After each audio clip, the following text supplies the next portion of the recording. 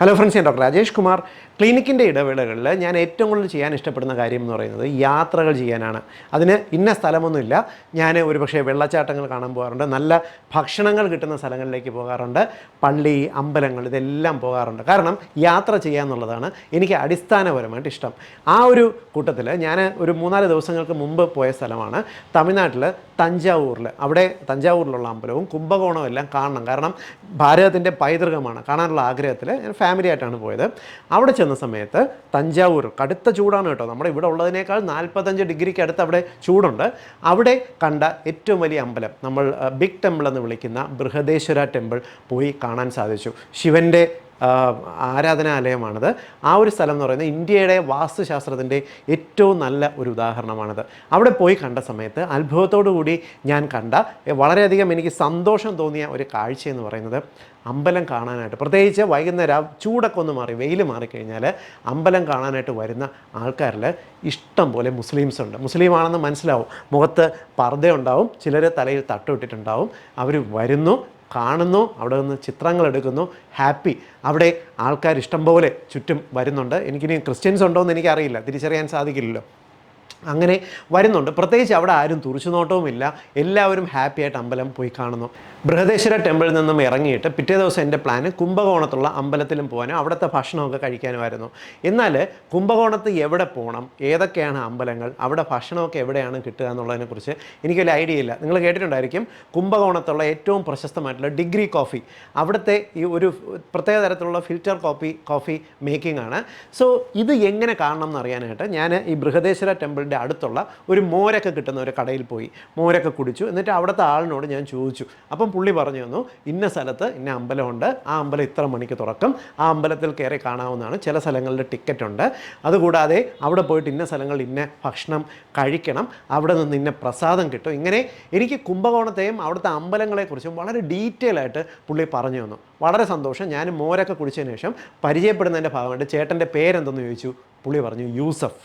സത്യം പറഞ്ഞാൽ വളരെയധികം സന്തോഷം തോന്നിയ നിമിഷങ്ങളായിരുന്നു അത്. കാരണം ഇന്ത്യയുടെ ഏറ്റവും വലിയ പൈതൃകം കുടികൊള്ളുന്ന തഞ്ചാവൂരിലുള്ള ആ അമ്പലത്തിനകത്ത് പ്രത്യേകിച്ച് യാതൊരുവിധ മത വേർതിരിവില്ലാതെ മനുഷ്യർ വരുന്നു, ആ അമ്പലത്തിൻ്റെ പൈതൃകം ആസ്വദിക്കുന്നു. വേണ്ടവർക്ക് പ്രാർത്ഥിക്കാം, പ്രാർത്ഥിക്കേണ്ടാവാത്തവർക്കും അവിടെ ഒരു പ്രോബ്ലവുമില്ല.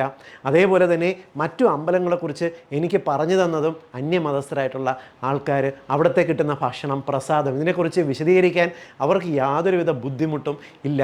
എന്നാൽ നേരെ തിരിച്ച് കേരളത്തിലെ കാര്യം ആലോചിച്ചപ്പോൾ സത്യം പറഞ്ഞാൽ ചിരി വന്നു എനിക്ക്. നമ്മുടെ കേരളത്തിലെ ഏറ്റവും വലിയ അമ്പലങ്ങളിൽ ഒന്നാണ് നമ്മുടെ തിരുവനന്തപുരത്തുള്ള പത്മനാഭസ്വാമി ക്ഷേത്രവും ഗുരുവായൂർ അമ്പലവും. 2 അമ്പലത്തിൻ്റെ മുന്നിൽ എഴുതി വെച്ചിട്ടുണ്ട്, ഹിന്ദുക്കളല്ലാത്തവർക്ക് ഇവിടെ പ്രവേശനമില്ല എന്ന്. മനുഷ്യരല്ലാത്തവർക്ക് പ്രവേശനമില്ല എന്ന് പറഞ്ഞാൽ മനസ്സിലാക്കാം. കാരണം മനുഷ്യർക്ക് വേണ്ടിയിട്ടുള്ളതാണ് അമ്പലങ്ങളും പള്ളികളും എല്ലാം തന്നെ. ഇവിടെ ഒരു മതസ്ഥരെ മാത്രമായിട്ട് ഇപ്പോഴും, പ്രത്യേകിച്ച് നമ്മൾ കേരളം എന്ന് പറയുന്നത് നമ്പർ 1 എന്ന് നമ്മൾ എല്ലായിടത്തും പറയുന്നുണ്ട്. ഈ സ്ഥലങ്ങളിൽ പോലും ഇപ്പോഴും ഇതൊക്കെ കീപ്പ് ചെയ്യുന്ന ഒരു രീതി സത്യം പറഞ്ഞാൽ മാറേണ്ടതല്ലേ?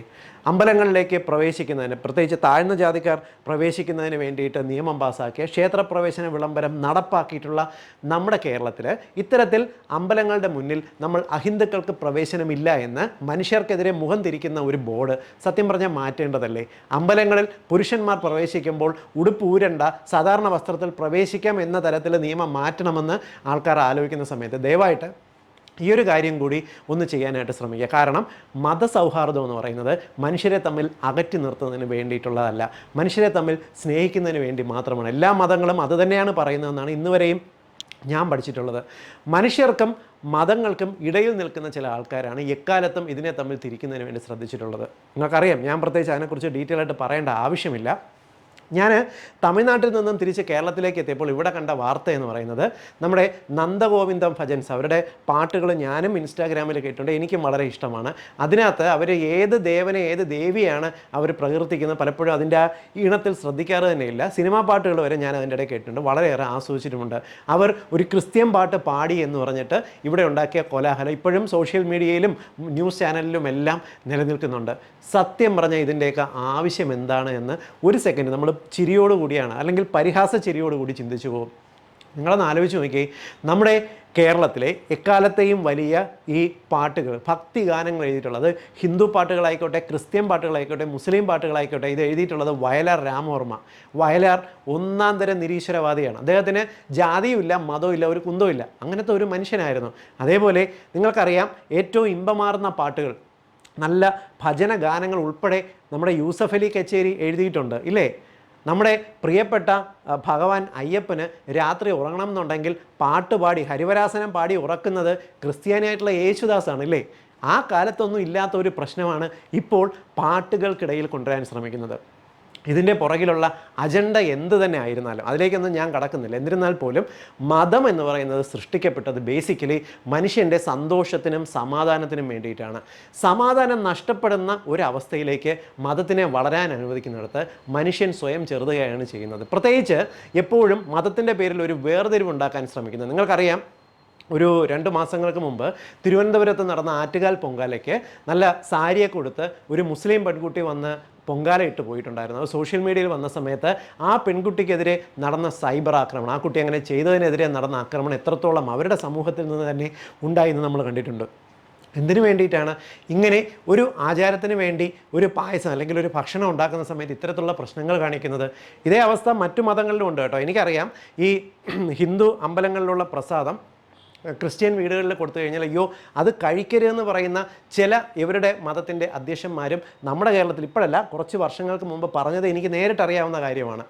എന്തിനു വേണ്ടിയിട്ടാണ് ഇങ്ങനെ മനുഷ്യരുടെ ഇടയിൽ മത അധ്യക്ഷന്മാരോ അല്ലെങ്കിൽ മതസ്ഥാപനങ്ങളോ വേർതിരിവുണ്ടാക്കുന്നത്? അതിൻ്റെ ആവശ്യമുണ്ടോ?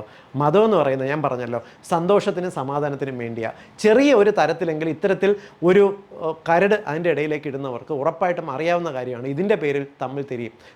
അമ്മയെ തല്ലിയാലും 2 പക്ഷം എന്ന ഒരു പഴഞ്ചൊല്ല് കേട്ടില്ല എന്ന് പറഞ്ഞ പോലെ ഇത്തരത്തിലൊരു പ്രശ്നം ഉണ്ടാകുമ്പോൾ 2 ഭാഗത്തേക്കും ആൾ കൂടും. ചുരുക്കി പറഞ്ഞാൽ മനുഷ്യർ 2ആയിട്ട് വേർതിരിഞ്ഞ് നിൽക്കുന്ന ഒരവസ്ഥയിലേക്കാണ് ഇത് പോകുന്നത്.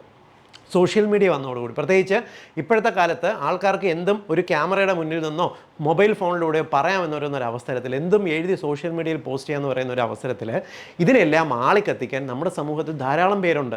അതുകൊണ്ട് സംഭവിക്കുന്നത് എന്താ? മനുഷ്യർ 2 തട്ടായിട്ട് നിൽക്കുന്ന ഒരവസ്ഥയുണ്ട്. അധികാരത്തിനും രാഷ്ട്രീയത്തിനും അതേപോലെ സമ്പാദ്യത്തിനും സ്വത്തിനും വേണ്ടിയിട്ടുള്ള വടംവലികൾ ഇതിനകത്തുണ്ട്. പക്ഷെ അതിൻ്റെ പേരിൽ തമ്മിൽ തല്ലുന്നത് പാവം മനുഷ്യരാണ്. കഴിഞ്ഞ കുറേ നൂറ്റാണ്ടുകളായിട്ട് മനുഷ്യർ ഹിന്ദു എന്നോ മുസ്ലിം എന്നോ ക്രിസ്ത്യൻ എന്നോ വേർതിരിവില്ലാതെ ഇവിടെ ജീവിച്ചിട്ടുണ്ട്, ഭക്ഷണങ്ങൾ പങ്കുവച്ചിട്ടുണ്ട്, ഓരോ സമൂഹത്തിൻ്റെയും സംസ്കാരത്തിൻ്റെയും നല്ല രുചിക്കൂട്ടുകൾ തമ്മിൽ അവർ അങ്ങോട്ടും ഇങ്ങോട്ടും ഷെയർ ചെയ്തിട്ടുണ്ട്. അത് കണ്ട് വളർന്ന ഒരു സമൂഹത്തിൽ ഇത്രയേറെ നിസ്സാരമായ കാര്യങ്ങളിൽ ഈ ആൾക്കാർ ഈ പ്രശ്നങ്ങളെ പറഞ്ഞ് പൊലിപ്പിക്കുമ്പോൾ കാണുമ്പോൾ സത്യം പറഞ്ഞാൽ സങ്കടവും പുച്ഛമാണ് തോന്നുന്നത്. ഇതിനകത്തുള്ളൊരു പ്രശ്നമെന്ന് പറയുന്നത്, നമ്മൾ വിദ്യാഭ്യാസം ഇല്ല എന്ന് വരുന്നത് അവജ്ഞയോട് കരുതുന്ന പല സ്ഥലങ്ങളിലും ഇത്രയും പോലും പ്രശ്നമില്ല. നമ്മുടെ കേരളത്തിൽ വളരെയേറെ വിദ്യാഭ്യാസവും വിവരവും ഉണ്ടെന്ന് സ്വയം കരുതുന്ന ആൾക്കാരാണ് ഇത്തരത്തിൽ മതത്തിൻ്റെ പേരിൽ വടിയും പിടിച്ച് അല്ലെങ്കിൽ വെട്ടുകത്തി എടുത്തുകൊണ്ട് ഫ്രണ്ടിൽ നിൽക്കുന്നതെന്നുള്ളത് വളരെ ദുഃഖകരമായിട്ടുള്ളൊരു സത്യമാണ്. അതുകൊണ്ട് ദയവ് ചെയ്ത്, ഇപ്പോൾ എനിക്ക് പ്രത്യേകിച്ച്, ഞാനൊരു ഡോക്ടറാണ്, എനിക്ക് പ്രത്യേകിച്ച് മതമില്ല. ഇവിടെ കാണാൻ വരുന്ന, ഞാൻ അടിസ്ഥാനപരമായിട്ട് ഹിന്ദു ആണെങ്കിലും എന്നെ കാണാൻ വരുന്ന ആൾക്കാരുടെ അടുത്ത് ഏതാണ് ജാതി ഏതാണ് മതമെന്ന് ഞാനൊട്ടും നോക്കാറില്ല. പ്രത്യേകിച്ച് ആരോഗ്യ മേഖലയിൽ തന്നെ അങ്ങനെ ഒരു പ്രശ്നമില്ല. നിങ്ങൾക്കറിയാമല്ലോ, നമ്മുടെ നാട്ടിൽ ഏറ്റവും എല്ലാവർക്കും ആരാധനയായിട്ടുള്ള ഗംഗാര സാറിൻ്റെ മതം ഏതാ, സാറിൻ്റെ ജാതി ഏതാന്ന് ആരെങ്കിലും അന്വേഷിച്ചിട്ടാണോ ക്യാൻസർ രോഗത്തിന് അദ്ദേഹത്തിൻ്റെ അടുത്ത് ചികിത്സയ്ക്ക് പോകുന്നത്? അല്ലല്ലോ. ഇതേ ഒരു അവസ്ഥയിൽ തന്നെയാണ് മനുഷ്യന്മാർ. അങ്ങോട്ടും ഇങ്ങോട്ടും മനുഷ്യൻ എന്ന രീതിയിൽ തമ്മിൽ കാണാൻ നോക്കുക. മതമൊക്കെ പിന്നീടാണ് വരുന്നത്. എൻ്റെ ഒരു അഭിപ്രായമാണ്. ഇതിൻ്റെ പേരിൽ നാളെ ഇനി എനിക്കെതിരെ എത്രത്തോളം സൈബർ ആക്രമണം ഈ വീഡിയോയുടെ താഴെ വരുമെന്നോ എനിക്കെതിരെ എത്രത്തോളം ചീത്തവിളി വരുമെന്നോ എനിക്കറിയില്ല. നാളെ എൻ്റെ കൈയും കാലും നഷ്ടപ്പെടുമെന്ന് പോലും എനിക്ക് ഉറപ്പില്ല. എന്നിരുന്നാൽ പോലും ഇതിപ്പോഴെങ്കിലും ആരെങ്കിലും ഒരാൾ പറയേണ്ടത് ആവശ്യമാണ്. നമ്മുടെ നാട്ടിൽ മനുഷ്യരുടെ തുണി ഉരിഞ്ഞു പോകുന്ന രീതിക്ക് മതഭ്രാന്ത് വർദ്ധിക്കുകയാണ് എന്നുള്ളത് സ്വയം തിരിച്ചറിയുക. ഉള്ളിൻ്റെ ഉള്ളിൽ ഞാൻ ഹിന്ദുവാണ്, അല്ലെങ്കിൽ ഞാൻ മുസ്ലിമാണ്, ഞാൻ ക്രിസ്ത്യനാണെന്നുള്ളത് ഉണ്ട്, ഇരിക്കട്ടെ, അത് അവിടെ ഇരുന്നോട്ടെ, വേറെ ഒരു പ്രശ്നമില്ല. പക്ഷെ നമ്മൾ തമ്മിൽ കാണുന്നത് മനുഷ്യരാണ്. ഇതിൻ്റെ പേരിൽ, മതത്തിൻ്റെ പേരിൽ തമ്മിൽ തല്ലരുത് എന്നൊരു അഭിപ്രായം എനിക്കുണ്ട്. എല്ലാ മനുഷ്യർക്കും എല്ലായിടത്തും പോകാനുള്ള അവകാശമുണ്ട്. അത് കാണാനും സന്തോഷിക്കാനുള്ള സ്ഥലങ്ങളുണ്ട്. നമ്മുടെ രാജ്യത്തുള്ള പല പല സ്ഥാപനങ്ങളായിക്കോട്ടെ, അത് മതസ്ഥാപനങ്ങളായിക്കോട്ടെ അല്ലെങ്കിൽ പല സ്ഥലങ്ങളുമായിക്കോട്ടെ, ഇത് എല്ലാവർക്കും വരാനും കാണാനുമുള്ള അവസരങ്ങൾ ഉണ്ടാക്കണം. ഇത്തരത്തിൽ ജാതിയുടെയും മതത്തിൻ്റെയും പേരിലുള്ള വേർതിരിവ് ഇനിയെങ്കിലും നമ്മുടെ നാട്ടിൽ കുറച്ചെങ്കിലും കുറയ്ക്കണം. കുറച്ചെങ്കിലും ഉളുപ്പ് ഈ കാണുന്നവർക്കൊന്ന് തോന്നണം എന്നെനിക്കൊരു അഭിപ്രായമുണ്ട്. ഞാൻ പറയുന്ന കാര്യത്തോട് യോജിക്കുന്നവർ മാത്രം ഈ വീഡിയോ ഒന്ന് ഷെയർ ചെയ്യുക. വീണ്ടും മറ്റൊരവസരത്തിൽ നല്ല ഏതെങ്കിലും വിഷയവുമായിട്ട് കണ്ടുമുട്ടാം. ബൈ.